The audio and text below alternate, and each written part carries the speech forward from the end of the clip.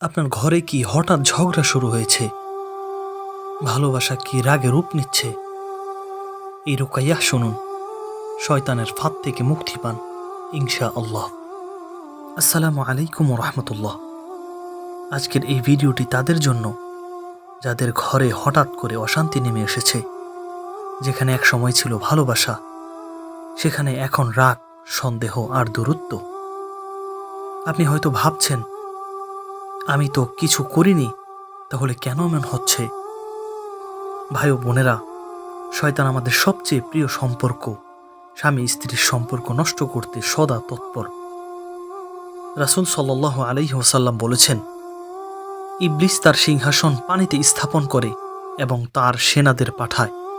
তাদের মধ্যে সবচেয়ে বড় মর্যাদা পায় সে যে স্বামী স্ত্রীর মধ্যে বিচ্ছেদ ঘটায়।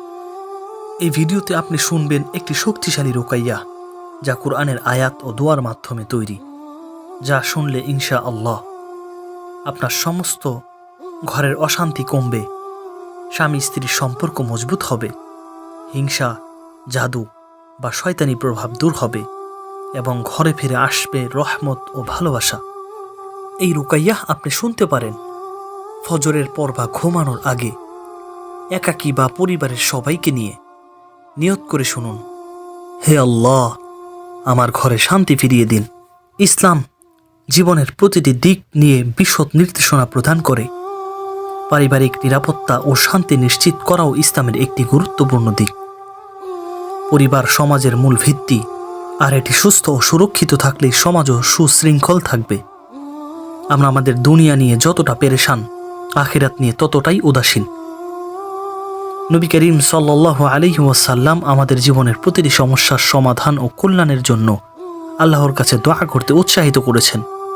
বিশেষত পারিবারিক নিরাপত্তা ও সুস্থতার জন্য নবী করিম সাল্লাল্লাহু আলাইহি ওয়াসাল্লাম নির্দিষ্ট দোয়ার পরামর্শ দিয়েছেন, যা পরিবারকে আল্লাহর রহমত ও সুরক্ষার আওতায় রাখতে সহায়তা করে।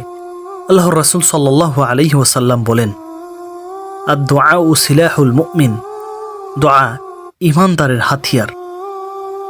রাসূল করিম সাল্লাল্লাহু আলাইহি ওয়াসাল্লাম আরও ইরশাদ করেন, ইদা সাআলতা ফাসআলিল্লাহ ওয়া ইদা আস্তাআনতা ফাস্তাইন বিল্লাহ।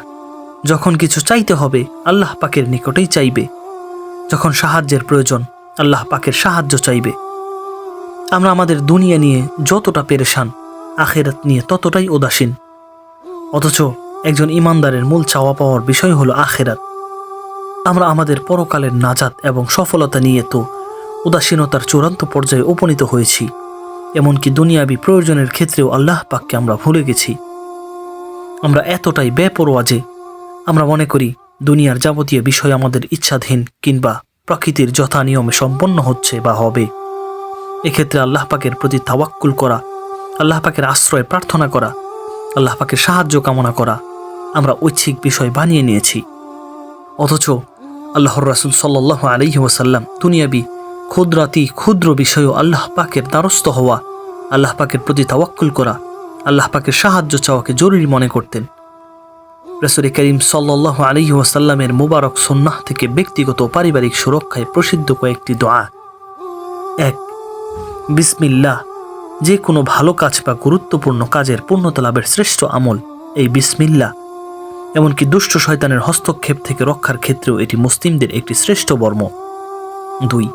আল্লাহর রাসূল সাল্লাল্লাহু আলাইহি ওয়াসাল্লাম বলেন, তোমরা আল্লাহর নিকট আশ্রয় প্রার্থনা করো, আল্লাহুম্মা ইন্নী আউযু বিকা মিন জাহাদিল বালা ওয়া দারকিশ শাকা ওয়া সুইল কাদা ওয়া শামাতাতুল আ'দা। অর্থ, হে আল্লাহ, বিপদ মুসিবতের আধিক্য, দুর্ভাগ্য, তাকদীরের অনিষ্ট লিখন এবং শত্রুর উপহাসের পাত্র হওয়া থেকে আমি আপনার আশ্রয় প্রার্থনা করছি। 3. নবী করিম সাল্লাল্লাহু আলাইহি ওয়াসাল্লাম বলেন, যে ব্যক্তি এই দোয়াটি সকালে 3 বার পাঠ করবে সে সন্ধ্যা পর্যন্ত, এবং সন্ধ্যায় 3 বার পাঠ করলে সকাল পর্যন্ত কোনো আকস্মিক বিপদ তাকে স্পর্শ করবে না। দোয়াটি হলো, বিসমিল্লাহিল্লাযী লা ইয়াদুররু মা ইসমিহি শাইউন ফিল আরদি ওয়ালা ফিস সামাই ওয়া হুয়াস সামিউল আলিম। অর্থ, আল্লাহর নামে শুরু করছি, যার নামের বরকতের আসমান জমিনের কোনো কিছুই ক্ষতি করতে পারবে না, তিনি সর্বশ্রোতা সর্বজ্ঞানী। 4.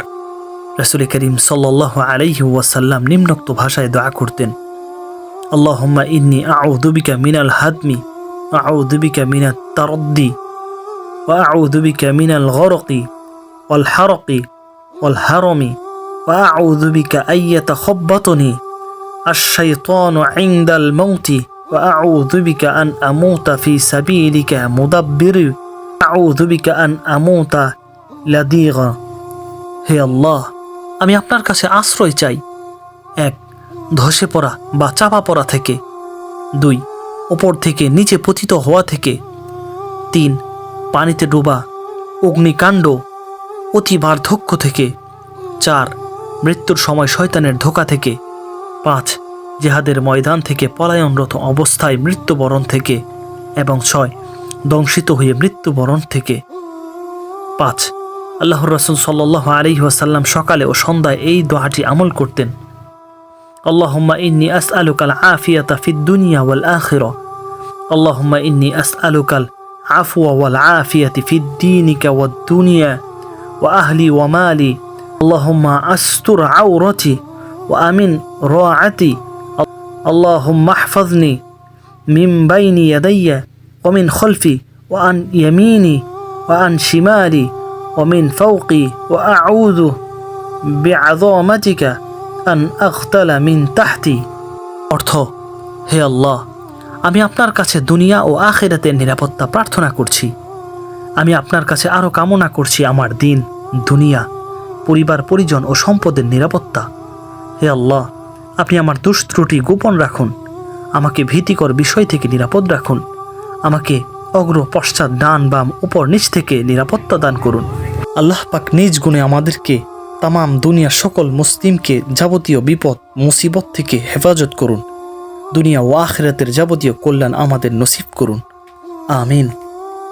সুপ্রিয় দর্শক মণ্ডলী, ভাই ও বোনেরা, রুকাইয়াহ কোনো জাদু নয়, এটি কোরআনের আলো। যেখানে চিকিৎসার ব্যর্থ, সেখানে আল্লাহর কালামই শেষ ভরসা। ভিডিওটি মনোযোগ দিয়ে শুনুন, শেয়ার করুন আপনার প্রিয়জনদের সঙ্গে, হয়তো তাদের ঘরেও শান্তি ফিরবে আপনার মাধ্যমে। আর হ্যাঁ, কমেন্টে লিখে জানান আপনার অভিজ্ঞতা কেমন ছিল। আল্লাহ আমাদের ঘরগুলোকে জান্নাতের টুকরো বানিয়ে দিন, আমিন।